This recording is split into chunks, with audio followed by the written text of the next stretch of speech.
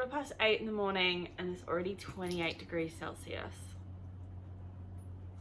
Love that for me. Hey guys, welcome back to my channel and another video. If you are new here, my name is Nicole and I make bookish related content. So today's video is going to be my November reading wrap up.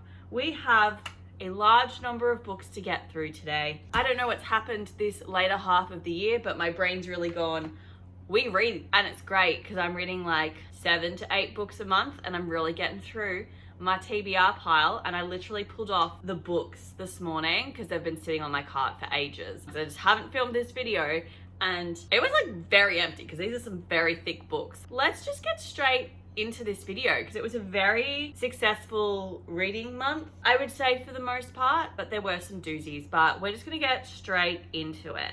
The first book that I picked up, which shouldn't be any surprise if you watched my 24-hour readathon, was Fourth Wing by Rebecca Yarros. Can you tell I've just woken up? If you watched my 24-hour reading-thon, you know how much I loved this book. So I think my favorite thing about this book was because of like all the hype surrounding it. I did go into it with high expectations, which usually doesn't work out well, but in this case, this book exceeded my expectations. So I guess the best way to describe this book is what everyone has literally already said across the internet, which is that it is divergent with dragons. And then I also think it's important to establish as well that it focuses on more college-age students. Divergent is definitely a bit more of your fluffy YA, especially when it comes to like sexual content. We do have a society that is split into 4 quadrants. We've got the scribes, the healers, the infantry, and then also the dragon riders. And also in this society, they are recovering from an uprising, and the children of the uprising are forced to be dragon riders and are forced to actually survive and fight for their life. And this novel, Fourth Wing, actually focuses on Violet, whose father was a scribe and her mother is one of the leaders of the dragon riders. I think she's like in charge of the school actually. Violet's whole life, she has been set up to be that she is going to enter the scribe quadrant. The reason for this is just because she, her whole life, has basically had chronic pain and she's always been easily injured and harmed. A month before this is meant to happen, Violet's mum turns around and says, no, you're not going to be a scribe.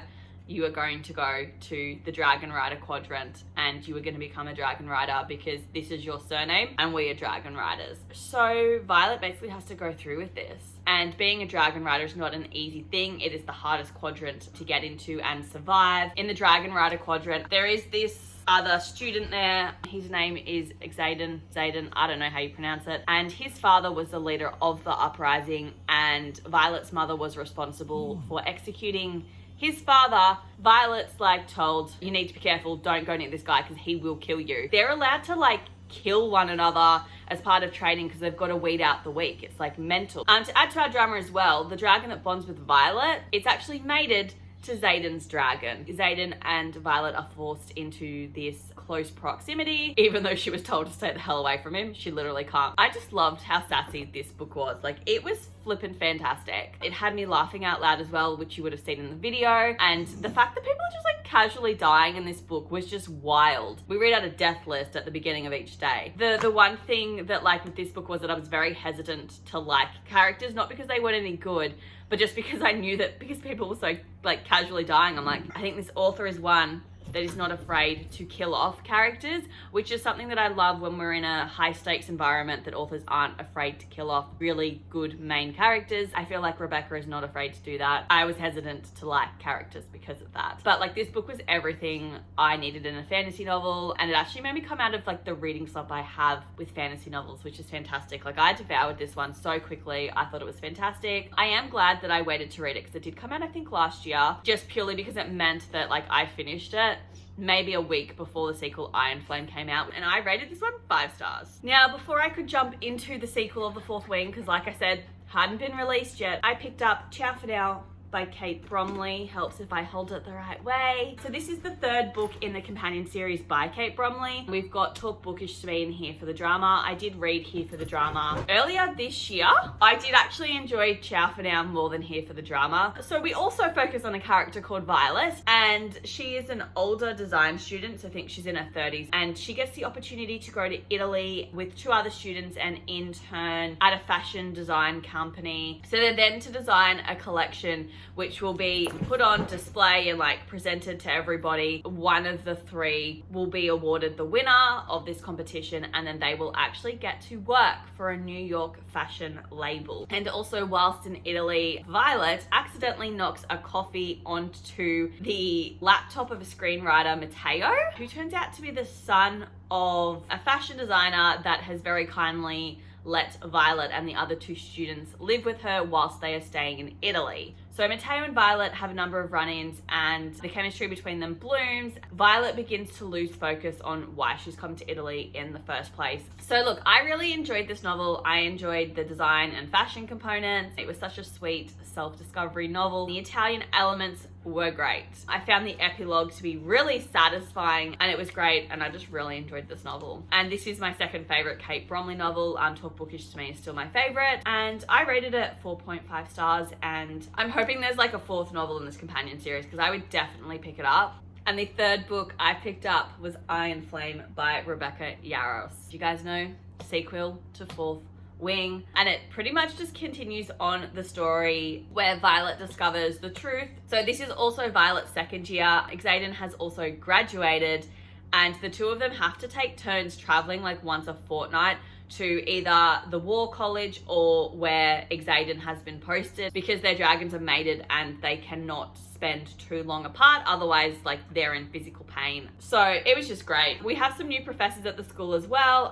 They're just horrible. Just want to put that out there. They suck. And we also learn more about the villain in this series, which is great. People just continue to casually die. Violet's decided that she doesn't want to meet anybody or learn the name of the new people. And look, I know a lot of people were annoyed by this novel, but I thought it was great. I loved it. I thought it was still a really good novel, but I did wish that like Violet would get over Xaden having lied to her in the first novel. So like, why the fuck would he actually trust Violet, whose mother was responsible for executing his father? That was annoying. The battle at the end of this, holy shit, it was stressful. And the ending had my jaw on the floor. There's meant to be 5 books in this series, and I don't know how I'm supposed to survive another 3 books. But yeah, the ending had my jaw on the floor, but also gave me Vampire Academy vibes with what happened to Rose and Dimitri. Oh, one thing that did concern me was at the top of this book, there's little things at the top of every chapter, like little quotes and stuff taken from like textbooks or like correspondence from other people. And some of them were like retrieved correspondence from Cadet Violet or, you know, Wing Leader Xaden. What do you mean recovered? Because recovered implies dead to me. Or is it a case of we are just transcribing it because we have to record everything in society? But I'm worried and I'm concerned and I'm probably gonna cry. But either way, this book was really great and I cannot wait for the third novel, and I of course rated it 5 stars. The fourth book I picked up was... Why do I keep picking them up upside down? Fourth book I picked up was Checkmate by Ali Hazelwood. This is the most recent Ali Hazelwood novel that has literally just come out, and it's also her first venture into the YA genre, which is super exciting. Our novel focuses on Mallory, who is 18 years old. Her dad has passed away, I think maybe a year earlier, and her mum suffers from rheumatoid arthritis. And because of this, she's basically not able to consistently hold down a job, just because it's not easy to access the medication that she needs without having money. Finances and the running of the house and raising the 2 younger siblings falls onto Mallory's shoulders, and she ends up working as a mechanic in her uncle's old company. Mallory used to be obsessed with chess when she was younger, so one day Mallory's best friend asks her to be the final player in their team for like a charity chess match, and Mallory very hesitantly agrees to participate. She literally plays 1 match and is up against the current world champion, Nolan, and Mallory actually beats Nolan and then like immediately hightails the fuck out of there and is like, holy shit, this random girl that nobody knows has just beaten the world champion. So one of the event organizers ends up coming to Mallory's house because obviously has all of their contact details. A little bit creepy, but we'll ignore it. And basically offers to sponsor Mallory as a chess player to help develop her skill in the chess playing circuit. Mallory initially says no, she wants nothing to do with it. She then gets fired and has no option but to take this sponsor up. So Mallory is then thrown back into the world of competitive chess, where her and Nolan are basically forced to spend more time together and fight to make it to the world championship. So I thought this novel was adorable and I loved it. thought it was great. It made me care about chess. I also thought that like Ali did a great job of explaining like the concepts and maneuvers involved in chess really well, and it was great. It was top tier for me. I will say though, there was one thing I didn't like about the novel, and it was literally how it ended and the epilogue. So this whole novel is working up to the world championship. Who's gonna win? Is it gonna be Mallory or is it gonna be Nolan? We're leading all the way up to this, and like it's a big deal, and then we just end the book, and it's like, are you serious? And that to me was so frustrating, because I was like, excuse me, am I missing a chapter or something? Like, what do you mean we don't find out who wins? I didn't like that. And then the epilogue is written as like a news article, and that's how you found out who actually won. I really just didn't like that, and I also find it really hard to believe that based on the way the article is written, that some big news company would actually publish this, because it wasn't written very well. So that's like my only complaint about it. Everything else I really quite enjoyed, and I also rated it 5 stars. And then we go into book 5, which was Never Never by Colleen Hoover and Taryn Fisher. This novel focuses on Charlie and Silas, who both wake up at school one day and have no memory of who they are, who anybody is, or where they are. They basically have to piece like what's going on, where they are, what's happening, and then basically work out that they're dating one another even though they don't know who the other person is. And they work this out over the course of a morning. It sounded cool, but it just basically wasn't. Something weird in the novel was that we basically learned that every 48 hours they reset, which means that everything they've learned in that 48-hour period, they forget. So they have to start this whole process over again. And this book starts when they're already like at the start of a new 48 hours and they've already reset previously. It was just pointless. Like, the ending was not an ending. It just stopped. We don't discover why it's happening, how it's happening, and how to stop it. It just stops. And it was just stupid. Like, it was not good. This was not a book. Like, what was the point of any of this? Like, we don't know why it happened, how to stop it. It was just you wrote some words on a piece of paper and went, here, go for it. Never should have picked it up, really. I can see why it was not traditionally published originally. I also can't believe that there were people on the internet who waited for chapter to chapter for this novel. Like, I hated it. There was nothing I enjoyed about this book, and honestly, like, I won't be picking up any new Colleen Hoover novels. And I also doesn't make me want to pick up any by Taryn Fisher. I rated it 2 stars. Like, if you're contemplating picking it up, don't. It's not worth it. Like. And then the 6th book I picked up was You Deserve Each Other by Sarah Hogel.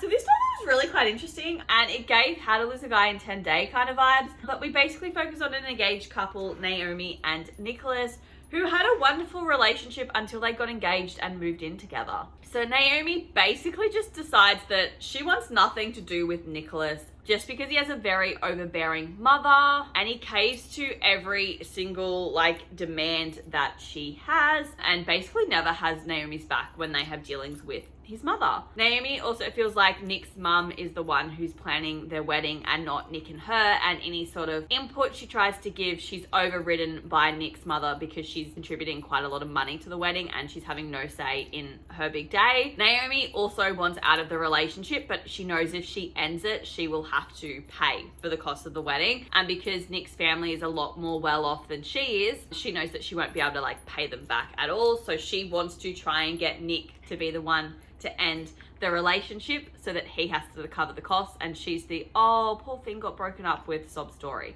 So Naomi decides that in order to get Nick to break up with her, she has to be the most irritating version of herself. I will be honest, at times this novel was a little bit immature, mostly from Naomi, just like grow up girl, have a conversation, communicate. Naomi also had a lot of resentment towards Nick, and I don't think a lot of it was warranted most of the time. I think it was unnecessary. Could have been resolved if they just opened up the communication lines instead of shutting down on one another. Look, overall, I did enjoy the novel. It was funny. I had a good time. It was definitely immature and childish at times, but I still had a good time reading it, and I was glad that Naomi and Nick could work out their issues. I ended up rating this one 4.5 stars. And book 7 was Superhost by Kate Russo. This is my least favorite book of the month. It is also quite possibly one of my least favorite books I have ever read in my life. This book was not what I expected it to be, and like not in a good way. This book is incredibly misleading. This cover, it doesn't match the content of the novel. So this novel focuses on Bennett, who's like a 50-something-year-old man whose marriage has broken down, and he's an artist whose paintings are no longer selling. So in order for him to stay afloat, because his ex-wife has moved out and the house is his, he decides to put his home up on an Airbnb style website and moves into his art studio to live, and he's going to rent out the house on Airbnb, and that's how he's going to afford to live. We then get to experience very briefly throughout this book some hosted related things, and we meet 3 to 4 of the people that end up staying in Bennett's Airbnb, and I just hated it. This novel just had way too many mentions of bodily fluid for me. Like, I don't know why we had to read, like at the start, about him scrubbing blood out of a sheet, or why we needed to read sentences on him peeing. It was just all unnecessary. Like, I do not understand why any of that was included. It was just weird. I also think like this novel should have trigger warning somewhere, because like one of the women who comes and stays at his Airbnb like nearly gets raped. We then also have another one who causes physical harm to herself. There is substance abuse and also domestic violence in this novel, and there's like not a single trigger warning. Oh, Bennett is a creep. Like, he literally thinks about all of the women who stay at his house sexually, and it was just frankly disgusting.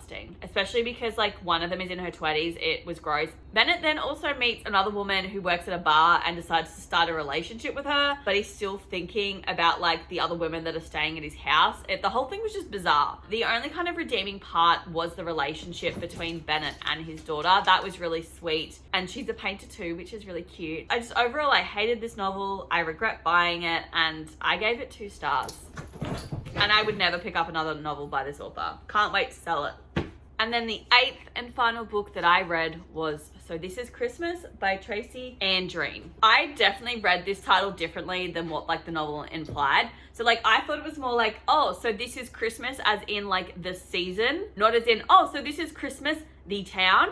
I also definitely misinterpreted the cover, because that to me, they look like adults. They look like grown people. But unbeknownst to me, this novel was actually about a girl who's like 16 and attends a boarding school. So I was a little bit disappointed about that, because I thought I was going to be reading about like an adult Christmas novel, which was the vibe that I was going for. The main character is Finley, and she went from being the top student at her school to attending this boarding school for really intelligent children, and she ends up basically just realizing that she's not this wildly intelligent person. She's just kind of average in comparison to other smart people, and her experience in this school isn't what she thought it was going to be, and as such she decides to go back home for the Christmas period to her town called Christmas. So when she gets back home, she discovers that her parents' marriage is deteriorating. Her best friend is now dating her ex-boyfriend that she broke up with in order to go to this boarding school, and to make matters worse, one of her schoolmates, Arthur, has brought his aunt to the town of Christmas for the Christmas holidays,